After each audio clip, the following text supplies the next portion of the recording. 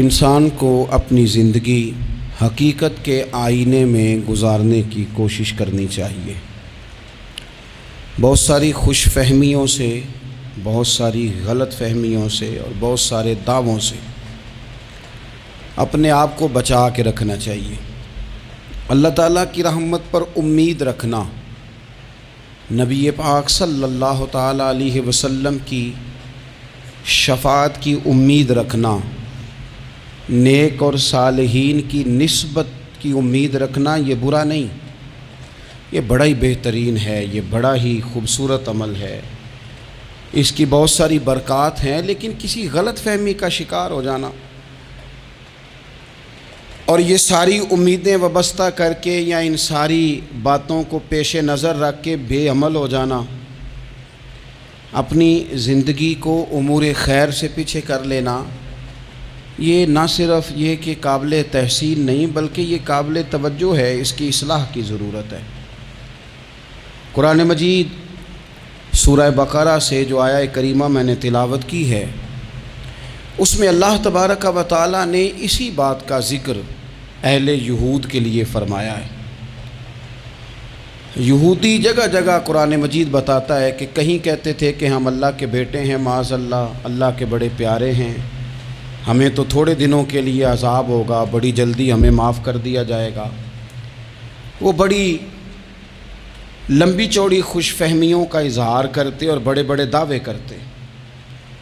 پھر چلتے چلتے انہوں نے ایک اور دعویٰ کر دیا، کہنے لگے کہ آخرت کا گھر تو صرف ہمارے لیے ہے،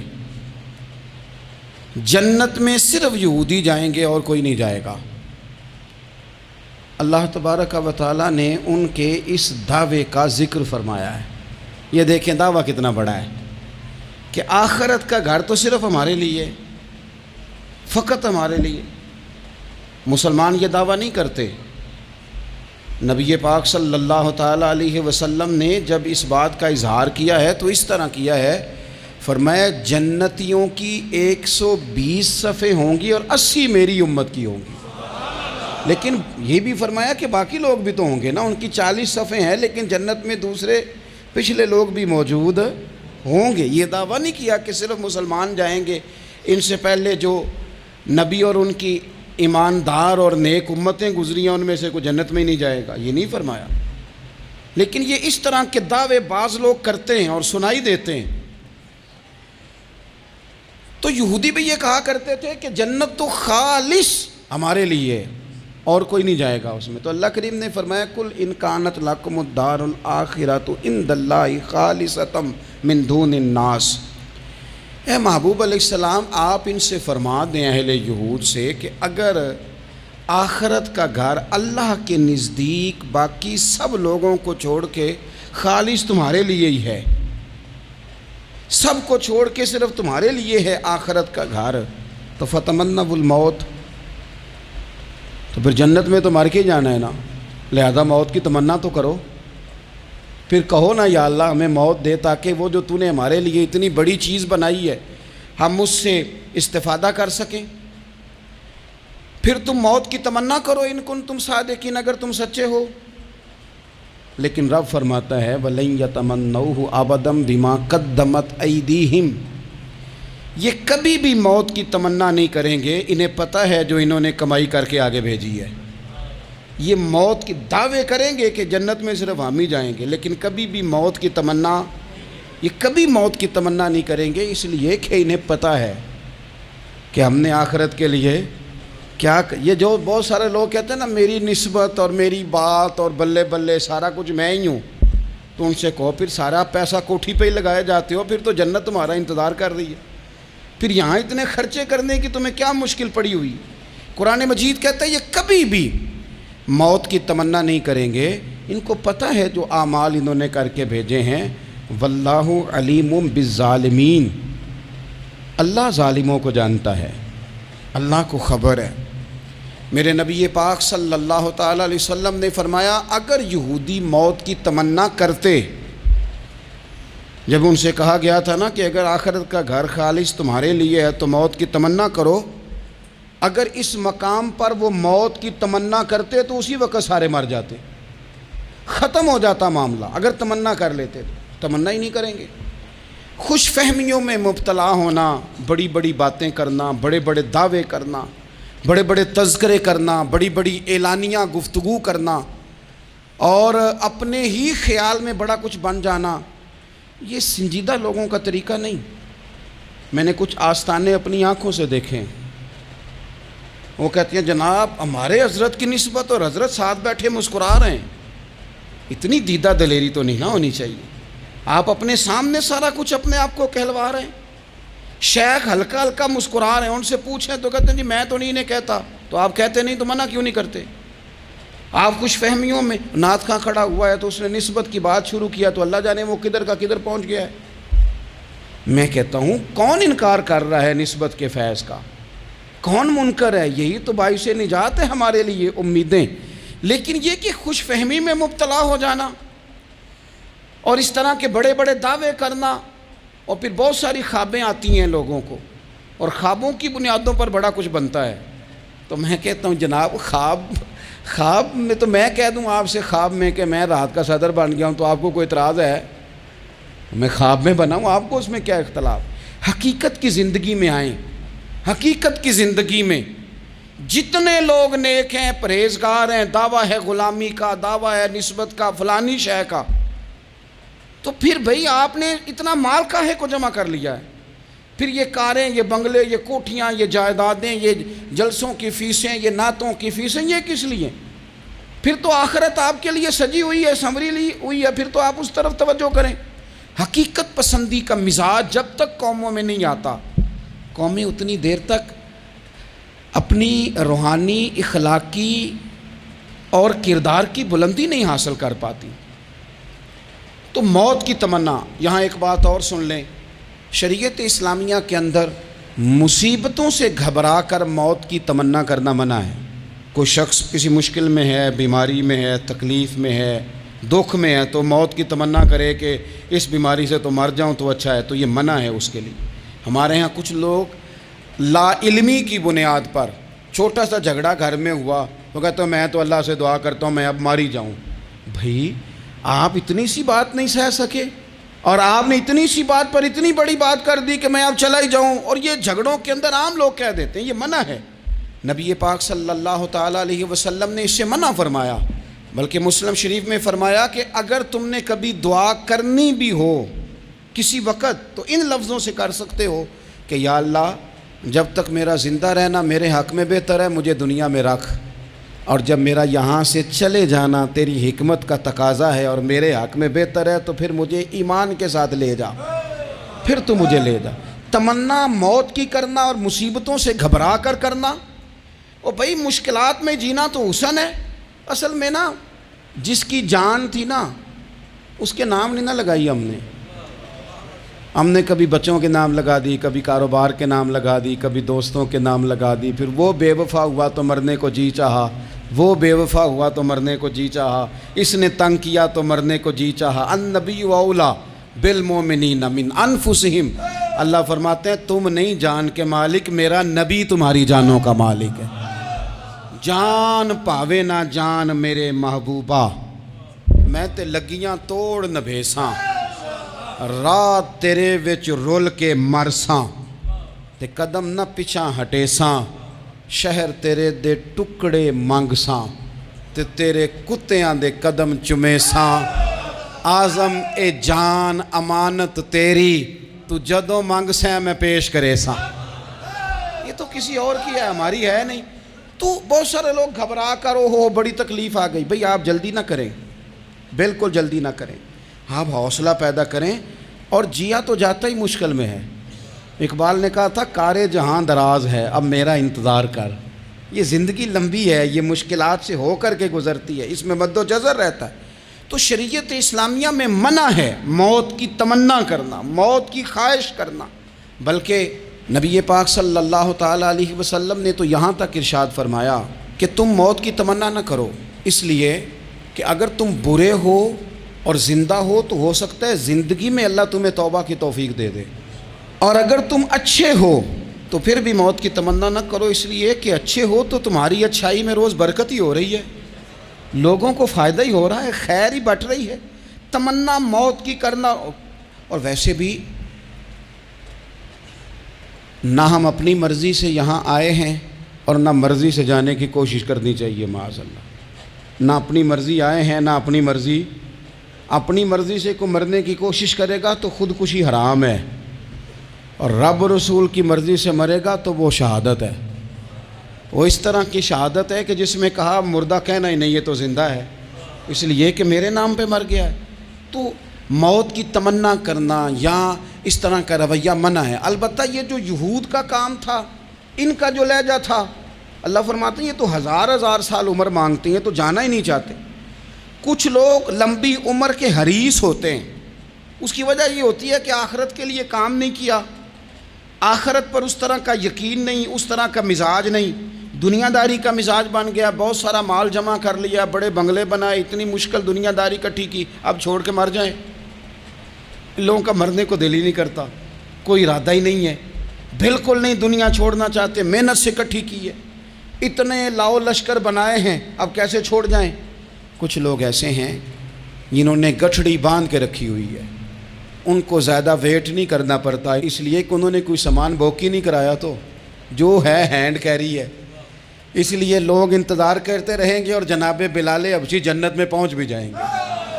ابھی میزان عمل لگا ہوگا لیکن حضرت ابو ذر غفاری جنت میں ٹہلتے ہوئے نظر آ رہے ہوں گے۔ لوگوں نے جمع نہیں نہ کیا، جتنا مال زیادہ اتنی چیکنگ بھی اس کی زیادہ، جتنے بیگ زیادہ، ایئرپورٹ پہ اتنا انتظار بھی زیادہ۔ ہینڈ کیری والے کو کوئی مسئلہ اسی کسے دے کچھ بھی نہ لگ دے تے نہ کوئی ساڈا دردی، بھئی مال کا ہے کا تو حساب کا ہے کا۔ مولا علی شیر خدا کرم اللہ تعالی وجہہ الکریم سے کسی نے کہا ہم گنجائشیں تلاش کرتے ہیں نا، اور شریعت کی گنجائش اختیار کرنے میں حرج بھی کوئی نہیں ہوتا، شریعت گنجائش دیتی ہے، مال جائز ہو آپ کو تو آپ اس کو استعمال کریں، بڑا مکان بنائیں، بڑی جائیداد خریدیں، بڑی گاڑی میں سفر کریں، مہنگا موبائل خریدیں، اچھے کپڑے پہنیں، کوئی منع نہیں کرتا۔ لیکن جو حضور کا مزاج ہے، جو سرکار نے اپنے لیے پسند کیا، وہ یہ ہے کہ سویرے روٹی کھانی ہے، شام کو فاقہ کرنا ہے۔ تو حضرت مولا علی شیر خدا کرم اللہ تعالی وجہہ الکریم سے کسی نے کہا کہ چلو جائز پیسے اکٹھے کر لیں، جائز تو جمع کرنا منع نہیں۔ تو حضرت علی کی باتیں بڑی حکمتوں والی تھی نا، تو ایک جملے میں انہوں نے کئی جواب دے دیے۔ کہنے لگے میاں مال حرام ہو تو عذاب ہوتا ہے، حلال ہو تو حساب ہوتا ہے، لہٰذا ہم دونوں کام ہی نہیں کرتے، نہ ادھر جاتے ہیں نہ ادھر جاتے ہیں۔ جمع کرنے کی حاجت کیا ہے؟ دنیا اتنی سجا لینا، اتنی سوار لینا، بڑا ٹھنڈا اے سی چلتا ہے ہمارے کمروں میں، کھلی آنکھوں سے لوگ بستر سے اٹھ نہیں پاتے، آنکھیں کھل گئی ہیں، الارم بج گیا ہے، لیکن وہ بہت مزے کی پسند کی روٹی رات کھائی تھی، اپنی مرضی کا کھانا کھایا تھا، پیٹ بھر کے کھایا تھا، مرضی کے مشروبات پیے تھے، ٹھنڈے کمرے میں آرام ہے، کھل گئی ہے آنکھ، موٹے الارم نے آواز دیا اٹھو، لیکن یہ غفلت ہے نا، دنیا جمع کر لی ہے نا ساری۔ میں آپ کو صحیح بتاتا ہوں، اگر یہ ساری آسانیاں نہ ہوں، دقتیں ہوں، تو کچھ رات کو ہمیں تھوڑا پسینہ بھی آئے تو بار بار آنکھ کھلے، یہ مچھر کبھی نہ سونے دے تو بار بار آنکھ کھلے، یہ تن آرام پسند نہ ہوں تو کچھ اٹھیں، کچھ رات کو گرمیوں کی چھوٹی راتوں میں بھی تہجد پڑھی جا سکے۔ لیکن اقبال کہتے ہیں لہو مجھ کو رلاتی ہے جوانوں کی تن آسانی، یہ تن آسان ہو گئے، مزاج نہیں رہا ہمارا، ہمیں آرام چاہیے، سکون چاہیے۔ آپ یقین کریں کبھی کبھی میں حیران ہوتا ہوں، رونا آتا ہے اپنی اگلی نسل پر، رونا آتا ہے، یعنی بچے مدرسے میں پڑھنے والے، چونکہ وہ اے سی والے گھر سے اٹھ کے آتے ہیں، مدرسے میں پڑھنے والے بچے کہتے ہیں جناب وہ کچھ گرمی زیادہ ہے تو میری کچھ طبیعت برداشت نہیں کرتی، تو میری اماں نے کہا تھا 4 چھٹیاں لے لو، یہ موسم ٹھیک ہو جائے گا تو پھر سے تعلیم ہو جائے گی۔ تو غور سے چہرے دیکھتے ہیں تو ہم کہتے ہیں یار اگر کل کو ہمیں جہاد پہ جانا پڑا تو ہم لوگ جائیں گے، ہم میدانوں میں نکلیں گے، ہم وہ لوگ ہیں جو سختیاں برداشت کریں گے، یہ والے لوگ ہیں جو میدان میں جائیں گے جو 1 منٹ کے لیے اتنی دنیا جمع کر لی، مرنے کو جی نہیں چاہ رہا۔ حضرت شاہ فرید الدین عطار رحمۃ اللہ علیہ کہتے ہیں میں بڑا مہنگا کاروبار کرتا تھا، عطر بیچتا تھا، مہنگا کاروبار ہے نا، عرب شریف کے اندر آپ جائیں تو جہاں سونے والی دکان ہوتی ہے اس کے ساتھ خوشبو والی دکان ہوتی ہے، مکہ مکرمہ میں دیکھ لیں، مسجد نبوی میں دیکھ لیں، مہنگا کاروبار ہے یہ، اور اب میرا بزنس تھا، کاروبار تھا۔ تو آپ فرماتے ہیں کہ ایک دن ایک بزرگ آ گئے، انہوں نے ایک شیشی دیکھی، خوشبو سونگی، دوسری، تیسری، چوتھی، اچھے سیل مین آگے بڑھ کے خود کہتے ہیں آپ کو کیا چاہیے. میں نے بھی کہا بابا جی کیا چاہیے مجھے بتائیں, کیا دیکھ رہے ہیں؟ تو بابا جی بڑے دھیمے ٹھنڈے اور حوصلے والے لہجے میں کہنے لگے, پتر دیکھ رہا ہوں تیری جان بڑی مشکل سے نکلے گی. تو میں نے کہا وہ کیوں؟ کہنے لگے اتنی مہنگا مہنگا تو نے مال جمع کیا ہے, کبھی مرنے لگے گا تو یہ یاد آئے گا, کبھی وہ یاد آئے گا, کبھی سادہ کر لیں اس کو سادہ کر لیں, کبھی اس سوسائٹی والا پلاٹ یاد آئے گا, کبھی ادھر والا یاد آئے گا, کبھی لاہور والا یاد آئے گا. کہاں مرنے کو جی چاہتا ہے. اور پھر ایک اور دھوکہ ہے, میں بچوں کے لیے کر رہا ہوں. بچوں کے نام تو ایک دھیلا بھی نہیں, وہ تو سارا آپ کے اپنے نام ہے. ایسے ہی بہانہ بنائے ہوئے بچوں, کس بچے کے نام؟ بچے نے تو 50 دفعہ کہا ہے کہ وہ ایک دکان بیچ دو, میں نے کام کرنا ہے. تو ابا کہتا مراں گا تو تاں بکے گی. کہاں بچوں کے لیے؟ کون کہتا ہے بچوں کے لیے؟ یہ تو خواہشات ہیں جن پر ہمارا اپنا قبضہ ہے. ہر کنجی تو ہماری جیب میں. کون کہہ رہا ہے؟ وہ تو کبھی جا کے ملے گا ان کو جب موقع آئے گا. تو کہا یہ اتنا مال جمع کیا ہے, تم پتر تیری جان تو مشکل سے نکلے گی. تو کہتے ہیں میں دنیا دار تھا, دنیا دار کو نصیحت کریں تو وہ غصہ کرتا ہے, طنز کرتا ہے. کہتے ہیں مجھے غصہ آیا تو میں نے جھٹ سے کہا, لوگ کہتے نہیں تم اپنی قبریں جانا ہے تو میں اپنی, کہتے میں نے جھٹ سے کہا, میں نے کہا بابا میری جان تو مشکل سے نکلے گی تو تیری کیسے نکلے گی؟ تو کہتے ہیں بابا جی کہنے لگے پتر ادھر آنا ذرا. تو میں کاؤنٹر کے اوپر سے ہو کے بابا جی کے پاس آیا. وہ میری دکان کے فرش پہ لیٹے, کعبے کو منہ کیا, کلمہ پڑھا اور ان کی روح پرواز کر گئی. عرش فرشتے بانگاں ملیاں, مکے پہ گیا شور, بلے شاہ اسی نہیں ہوں مرنا, اے تے مر گیا ہی کوئی ہور, نالے وارث شاہ ہو کدوں مر دے جنہ کیتیاں نیک کمائیاں نے. کہا یہ دیکھ لو مر گئے, بس اتنی کام تھا, تیاری ہے. امام غزالی کا آخری وقت تھا نا, تو انہوں نے وضو کیا, غسل کیا, خوشبو لگائی, اپنے ہاتھوں سے چادر بچھائی, پھر تکیہ رکھا, پھر لیٹے, پھر حضور پہ درود پڑھا, اور پھر کہنے لگے رب اگر تیری مرضی ہے تو غزالی بھی تیرا تیار ہے. بس یہ جملے زبان پہ تھے اور روح پرواز کر گئی. موت کو سمجھے ہیں غافل اختتام زندگی, یہ ہے شام زندگی پھر صبح دوام زندگی. عزیز بھائیو, ہم نے نا بڑی آسائشیں جمع کر لی, بڑا کچھ اپنی عقل کے زور پر ہم نے اکٹھا کر لیا. نہیں ہمارا پروگرام. کسی سے پوچھ لیں صحت کیسی ہے, تو عمر اگر اس کی بڑی اوپر بھی چلی جا رہی ہو, اب تو خیر سالگرہ میں آنے کا رواج ہر جگہ آ گیا ہے, ہم سے بھی لوگ پوچھتے ہیں کہ آپ بتائیں آپ کس تاریخ کو پیدا ہوئے تھے, تو میں کہتا ہوں کوئی کارنامہ سر انجام دے لینے دو پھر بتا دیں گے. ابھی تو کچھ کر نہیں سکے, کچھ بتائیں گے تو کچھ دن بھی منا لیں گے, ابھی تو لگتا ہے کہ بڑا وقت ضائع ہو گیا ہم سے. تو عزیز بھائی کوئی نہیں کہتا کہ اب ٹائم آ گیا ہے, شوگر ہو گئی ہے, بلڈ پریشر ہو گیا ہے, طبیعت خراب رہتی ہے, فلانا مسئلہ ہو گیا ہے. تو تمنا موت اور موت کا ڈر اور نہ مرنے کا ارادہ اور دنیا سے دل کو لگا کے رکھنا اور ہر وقت جینے کی خواہش پیدا کرنا اور ہر وقت حالمی مزید کی دوڑ میں رہنا, وہ لوگ اس لیے تیار رہتے تھے, دعائیں مانگتے تھے شہادت کی, کہ انہوں نے نا دنیا بنائی نہیں تھی. حضرت عمر نے تو دوسرا کرتا نہیں پہنا ساری زندگی, وہ جو مکان آ رہا تھا وہی چل رہا تھا, وہ تو تھوڑے پہ قرضہ تھا ان پہ, لیکن ہر نماز کے بعد صحیح بخاری میں موجود ہے وہ دعا مانگتے تھے, اللہم ارزقنی شہادتاً فی سبیلک, یا اللہ ایسا نہ ہو میں تب بھی موت چلا جاؤں, مجھے اپنے رستے میں شہادت کی موت دینا. ہر نماز کے بعد دعا مانگی جا رہی, لیکن شہادت والی موت کی نہیں, شہادت والی موت. اللہم ارزقنی شہادتاً فی سبیلک. اور مالک مدینہ چھوڑنے کو دل نہیں کرتا, یا اللہ شہادت کی موت دینا, اور دینا بھی اپنے نبی کے شہر کے اندر, یہیں رہوں, یہیں میرا مدفن بنے. اللہ نے انہیں موقع دیا. آپ دیکھیں نا ان لوگوں کا دل کرتا تھا. حضرت خالد بن ولید رضی اللہ تعالیٰ عنہ ساری زندگی میدان میں گزاری, پورے جسم میں 1 انچ جگہ باقی نہیں تھی جہاں زخم نہ ہو, ساری زندگی میدان میں رہے, لیکن آخری وقت روتے تھے, فرماتے تھے اس کی بے نیازی دیکھو, میں شہادت کے لیے میدان میں رہا لیکن شہادت میرا مقدر ہی نہیں تھی. اور پھر آخری وقت بھی فرمایا میرا گھوڑا, میرے کپڑے, میری زرہ, میری تلوار یہ کسی مجاہد کو دے دینا, چلو میں اب جہاد میں نہیں ہوں تو میرا سامان تو جہاد میں رہے, کسی مجاہد کو دینا. ان لوگوں نے جتنی محنت کی نا مرنے کے بعد کے لیے کی، مرنے کے بعد کے لیے زندگی کا جو دوسرا پل ہے اس کے لیے کوشش کی، وہاں انہوں نے صدقات جمع کرائے، خیرات جمع کرائے، عبادات جمع کرائیں، حسن اخلاق جمع کرایا، اچھا سلوک جمع کرایا، انہوں نے آخرت کے بینک میں ڈھیروں مال جمع کرایا، وہاں ان کے مکان بک ہوئے، جنت میں ان کے نام کی بڑی بڑی جگہیں اللہ تبارک و تعالیٰ کے فضل سے طے کی گئیں، تو پھر انہیں وہاں جانے میں کوئی دشواری بھی نہیں تھی، انہیں کوئی مشکل نہیں تھی، وہ تیار تھے، لیکن چونکہ ساری محنت ہی دنیا کے لیے ہے، وہ جو خاص ایک آخرت پر مسلمان کا ایمان اور یقین اور تیقن تھا اس طرف ہمارا مزاج نہیں۔ آپ دیکھیے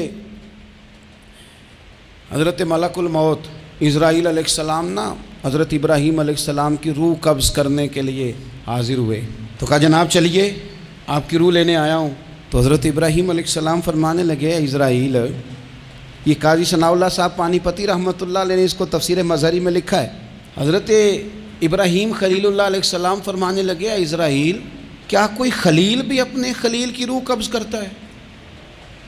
واتخذ اللہ ابراہیم خلیلا، اللہ نے تو مجھے دوست بنایا، دوست ہو کے دوست کی روح قبض کرنے جا رہا ہے۔ حضرت اسرائیل نے ارادہ چھوڑا اور حضرت ابراہیم کا وہ جملہ لے کے رب کی بارگاہ میں حاضر ہوئے، عرض کی مالک جناب ابراہیم علیہ السلام نے فرمایا ہے کہ اللہ کی بارگاہ میں عرض کرو کہ مالک کیا کوئی خلیل بھی اپنے خلیل کی روح قبض کرتا ہے؟ تو رب کریم نے فرمایا اب میرا بھی پیغام جا کے جناب ابراہیم کو دے دو، ان سے جا کے کہو رب فرماتا ہے کیا کوئی خلیل بھی اپنے خلیل کی ملاقات کو ناپسند کرتا ہے؟ آپ کو تو ملنے کو بلا رہے ہیں، موت تو ایک پل ہے، یہاں سے گزریں گے تو جا کے محبوب سے ملیں گے، تو کیا کوئی خلیل بھی ناپسند کرتا ہے کہ وہ اپنے خلیل سے ملاقات نہ کرے؟ حضرت سیدنا اسرائیل علیہ السلام پیغام لے کے آئے اور کہا ہے اللہ کے خلیل رب فرماتا ہے کیا خلیل بھی خلیل کی ملاقات کو تو حضرت ابراہیم تو کھول کے روئے، کہنے لگے اب دیر نہ کر، اب ذرا جلدی کر، اب ذرا جلدی لے جا۔ اور میرے نبی پاک صلی اللہ علیہ وسلم نے فرمایا، سیاستہ میں حدیث ہے، فرمایا تم میں سے جو رب سے ملنے کو پسند کرتا ہے نا، جو اللہ سے ملنے کا شوق رکھتا ہے نا، اللہ بھی اس کی ملاقات کو پسند فرماتا ہے۔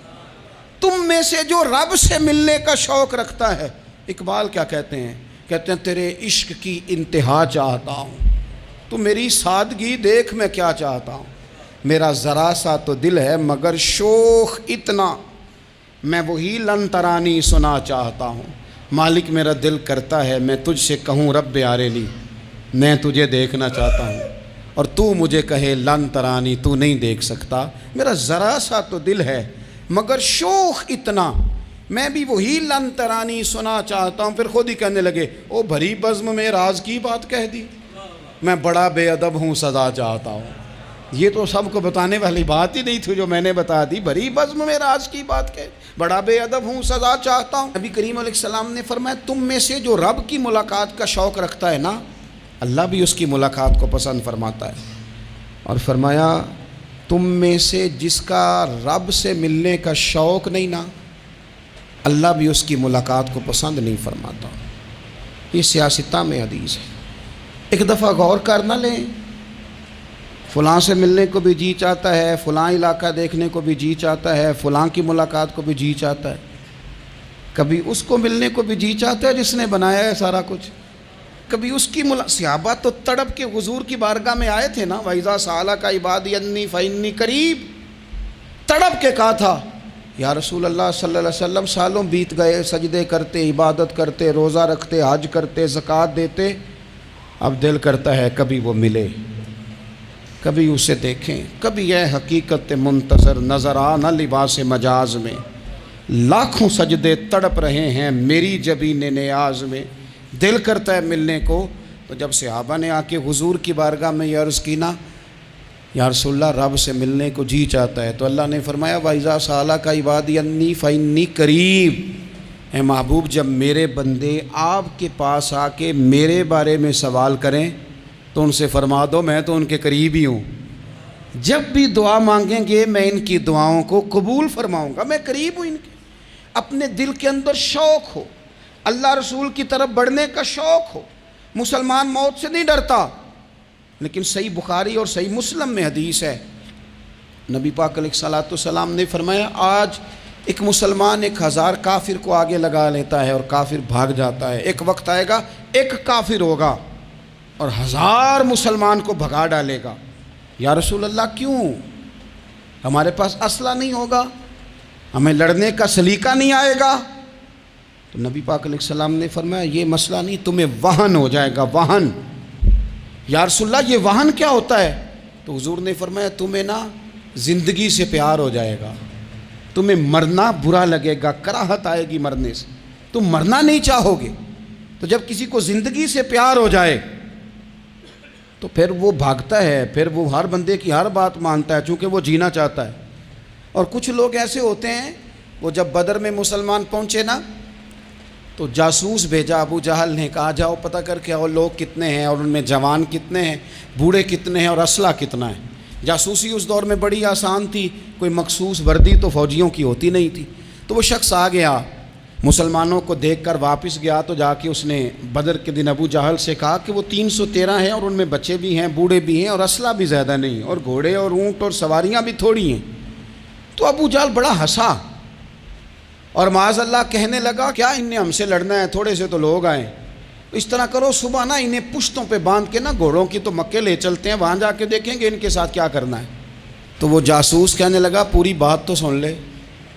اس نے کہا پوری بات کیا ہے؟ کہنے لگا آئے 313 ہیں پر گھر واپس جانے کا کسی کا بھی ارادہ نہیں، وہ کشتیاں جلا کے آئے ہیں، میں رات وہاں گزار کے آیا ہوں، میں نے بوڑھوں کو بھی شہادت مانگتے دیکھا ہے، میں نے بچوں کو بھی شہادت مانگتے دیکھا ہے، میں نے ایک ایک کے سینے میں مر مٹنے کا جذبہ دیکھا ہے، وہ جینے کی امنگ لے کے نہیں آئے، ہتھیلی پہ رکھ کے آئے ہیں جان، اور ایک ایک شخص شہید ہو کے جانا چاہتا ہے، اور وہ ایک دوسرے کے پیچھے چھپیں گے نہیں۔ یہ جو موت ہے نا، موت یہ تو ایک پل ہے، اس سے گزریں گے، اللہ رسول کے حضور جائیں گے، جنت کی نعمتیں، خدا کی تیار کی ہوئی رحمتیں مسلمان کا آگے بڑھ کے استقبال کریں گے۔ حضرت عمار بن یاسر رضی اللہ تعالیٰ عنہ کو زخم لگ رہا ہے میدان جہاد میں، اور تیز زخم لگ رہا ہے، سخت تکلیف میں۔ تو ایک شخص نے آ کے پوچھا کیا حال ہے؟ تو آپ فرمانے لگے حال کیا ہونا ہے، تھوڑا سا ٹائم رہ گیا ہے۔ تو بندہ پریشان ہو گیا، اس نے کہا کس بات میں؟ فرمانے لگے تھوڑا سا ٹائم رہ گیا ہے، بس میں نبی پاک سے ملنے والا ہوں اور حضور کے صحابہ سے ملنے والا ہوں۔ حضرت عمار بن یاسر رضی اللہ تعالیٰ عنہ کہنے لگے تھوڑا سا ٹائم رہ گیا، تھوڑا سا مرنا مرنا ہر کوئی آکھے تے میں بھی آکھاں مرنا، تے جس مرنے تھی خوشبو نہ آوے او مرنا کی مرنا، تے جس مرنے وچ سونا راضی اس مرنے تو کی ڈرنا۔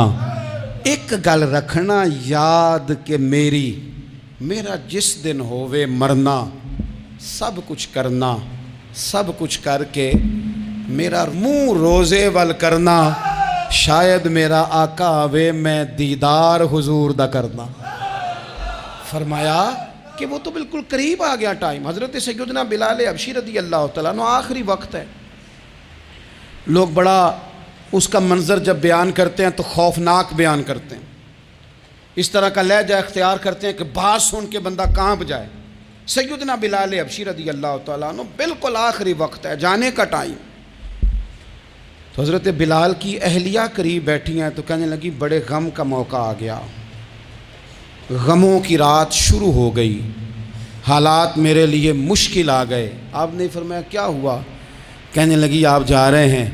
تو حضرت بلال کہنے لگے یہ غم کا موقع نہیں، یہ تو خوشی کا موقع ہے، میں جاؤں گا تو حضور سے ملوں گا نا، جاؤں گا تو نبی پاک سے ملاقات ہوگی، یہ تو میرا ملاقات کا وقت آیا۔